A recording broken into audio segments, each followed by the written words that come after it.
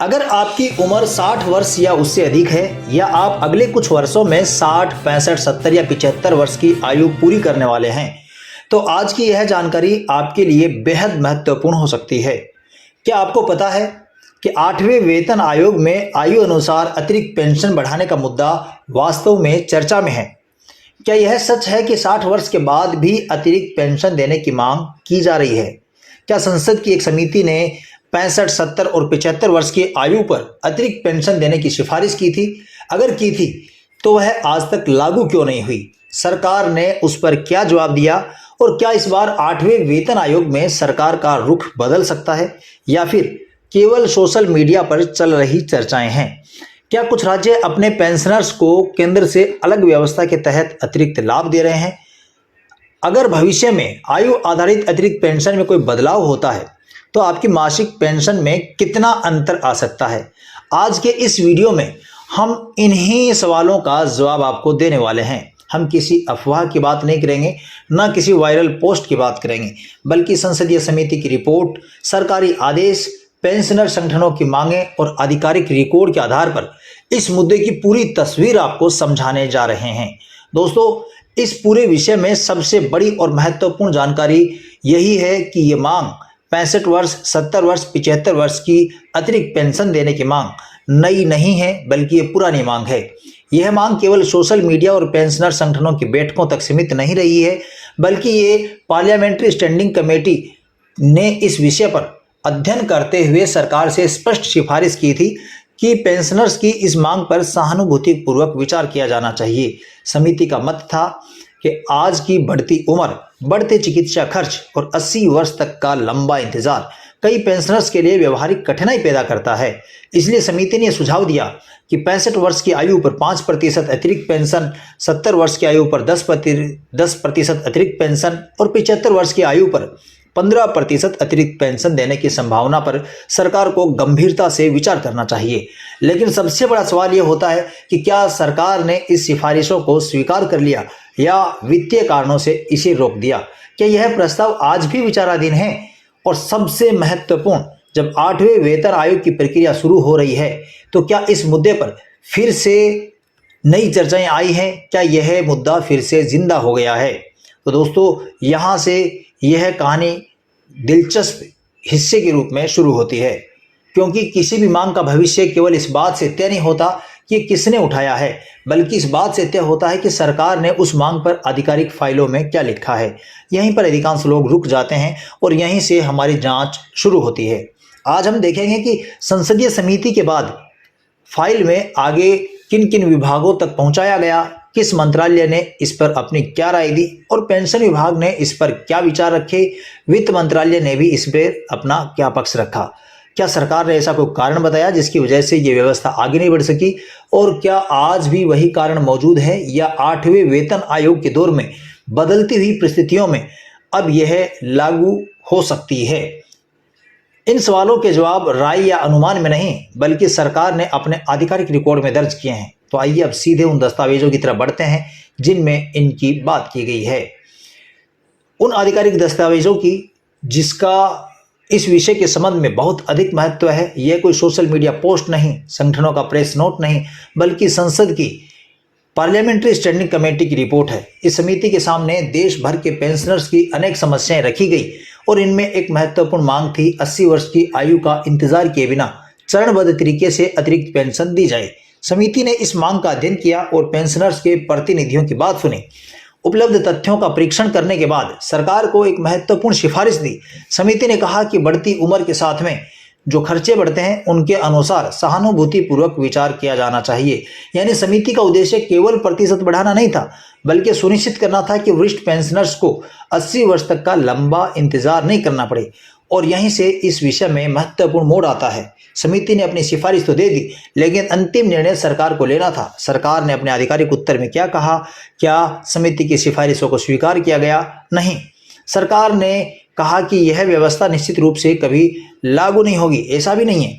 सरकार ने अपने उत्तर में सिर्फ ये कहा कि अतिरिक्त पेंशन देने की व्यवस्था 80 वर्ष की आयु से शुरू होने वाली मौजूदा नीति के अनुसार संचालित हो रही है। सरकार ने उस समय समिति की सिफारिशों को लागू करने की घोषणा नहीं की और न ही 65, 70, 75 वर्ष की आयु में कोई नया प्रावधान अधिसूचित किया गया और यह मामला आगे नहीं बढ़ सका। वर्तमान व्यवस्था पहले की तरह जारी है, लेकिन कहानी यहाँ समाप्त नहीं होती है, क्योंकि समय के साथ इस विषय को पेंशनर संगठनों ने बार बार अपनी मांग को दोहराई और इस्कोवा की मीटिंग जो पिछले कुछ महीने पहले हुई थी, उस मीटिंग में फिर से यह मुद्दा रखा गया। 8वें वेतन आयोग की प्रक्रिया शुरू होने के बाद यही मांग एक बार फिर से चर्चा में आ गई है। क्या सवाल अब यह नहीं कि समिति ने क्या कहा, सवाल अब यह है कि आज की परिस्थितियां बदल चुकी है, अब समय अलग है। तो आइए अब इसको बदलते हुए समय के अनुसार समझने का प्रयास करते हैं। अगर आपको लगता है कि संसदीय समिति की रिपोर्ट के बाद भी यह मामला खत्म हो गया है, ऐसा बिल्कुल नहीं है। सरकार ने, आपको बता दें कि असल में ये मांग का दूसरा अध्याय यहीं से शुरू होता है। समिति की सिफारिशें लागू तो नहीं हुई, लेकिन मांग भी कभी समाप्त नहीं हुई। पिछले कई वर्षों में देश के विभिन्न पेंशनर संगठनों ने, कर्मचारी संगठनों और प्रतिनिधि संस्थाओं ने बार बार सरकार के सामने यही मुद्दा उठाया। उनका कहना था कि अब जीवन प्रत्याशा पहले से अधिक है, स्वास्थ्य पर खर्च होने वाले खर्चे लगातार बढ़ रहे हैं, 80 वर्ष की आयु का इंतजार करना कई वरिष्ठ पेंशनर्स के लिए व्यवहारिक रूप से कठिन हो गया है। यही कारण है कि सरकार समय समय पर भेजे गए विभिन्न ज्ञापनों 65, 70, 75 वर्ष की आयु के चरणबद्ध अतिरिक्त पेंशन देने की मांग दोहराई जाती रही है। और अब आते हैं 8वें वेतन आयोग पर। जब सरकार ने 8वें वेतन आयोग की प्रक्रिया शुरू की तो विभिन्न संगठनों, पेंशनर संगठनों ने अपने अपने सुझाव आयोग तक पहुंचाने शुरू कर दिए और इन सुझावों में केवल फिटमेंट फैक्टर, महंगाई भत्ता और न्यूनतम पेंशन ही नहीं था, बल्कि आयु आधारित अतिरिक्त पेंशन देने की बदलाव करने की मांग भी की गई थी। यानी जिस विषय पर संसद की समिति वर्षों पहले चर्चा कर चुकी थी, वही मुद्दा एक बार फिर से 8वें वेतन आयोग के सामने रखा जा रहा है। और यहाँ पर बात ये समझना जरूरी है कि अभी तक 8वें वेतन आयोग ने इस मांग पर कोई अपनी अंतिम सिफारिशें जारी नहीं की है। सरकार की ओर से भी 65, 70, 75 वर्ष की अतिरिक्त पेंशन लागू करने की कोई आधिकारिक घोषणा नहीं की है। आज की स्थिति भी यही है और यह एक औपचारिक और बार बार उठाई जाने वाली मांग है, लेकिन अभी इसे स्वीकृत नीति नहीं कह सकते हैं। यह सबसे महत्वपूर्ण है कि क्या इस बार परिस्थितियां ऐसी हैं कि इस मांग के स्वीकार होने की संभावनाएं पहले की तुलना में अब बढ़ चुकी हैं।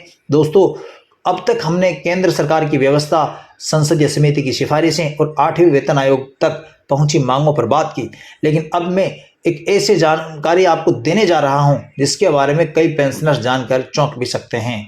जी हां, पूरे भारत में हर राज्य में आयु के अनुसार जो अतिरिक्त पेंशन दी जाती है, वह सभी पेंशनर्स के नियम समान नहीं हैं।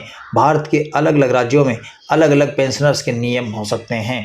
भारत में जो केंद्र सरकार के मॉडल है, उसको कई राज्य तो पूरी तरह अपनाते हैं, जबकि कुछ राज्य अपने कर्मचारियों और पेंशनर्स के लिए अलग आदेश, अलग संशोधन, अलग वित्तीय प्रावधान रखते हैं।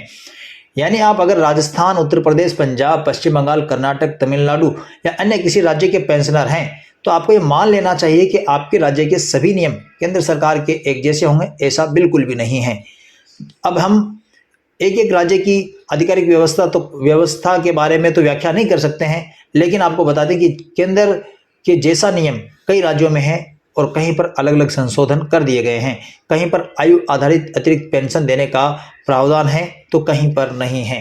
केंद्र सरकार में फिलहाल 80 वर्ष से 80, 85, 90, 95 और 100 वर्ष पर अतिरिक्त पेंशन दी जाती है।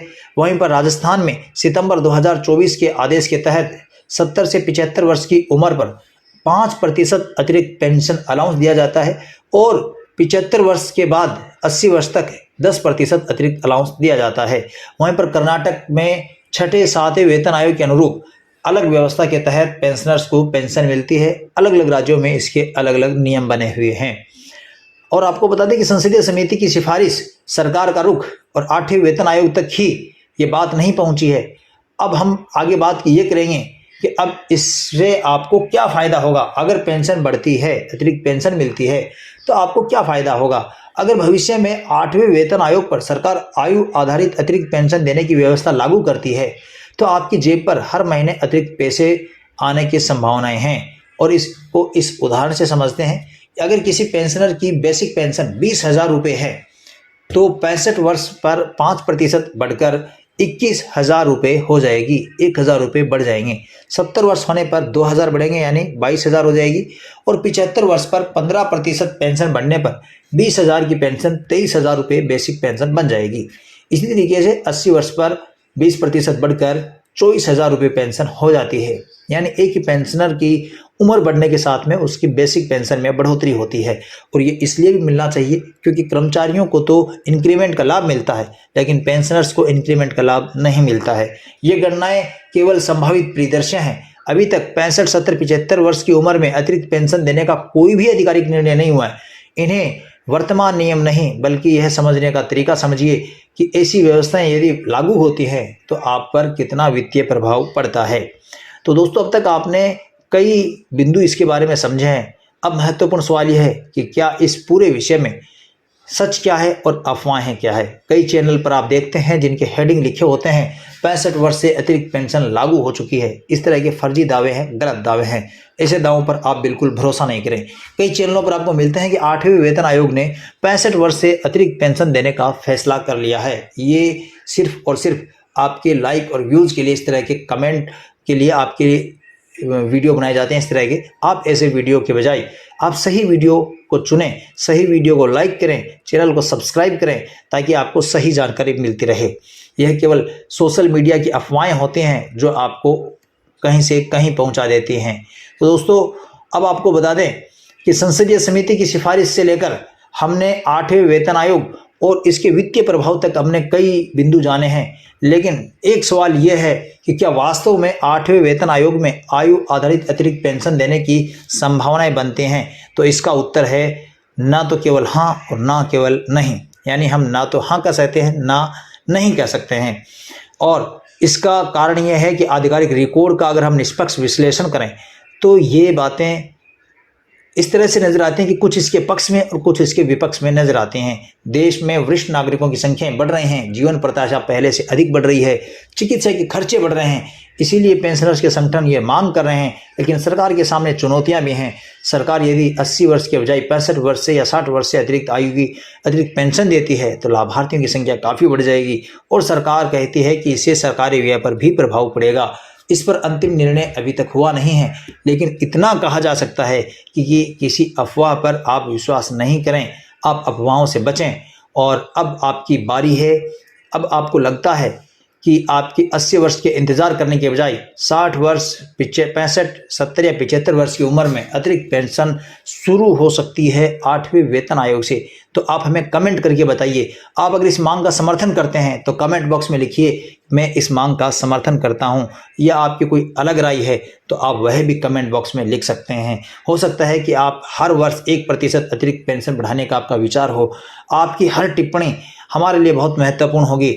आपसे निवेदन है कि चैनल को सब्सक्राइब कर लें, वीडियो को लाइक कर दें। मिलेंगे अगले वीडियो में, तब तक के लिए जय हिंद, जय भारत।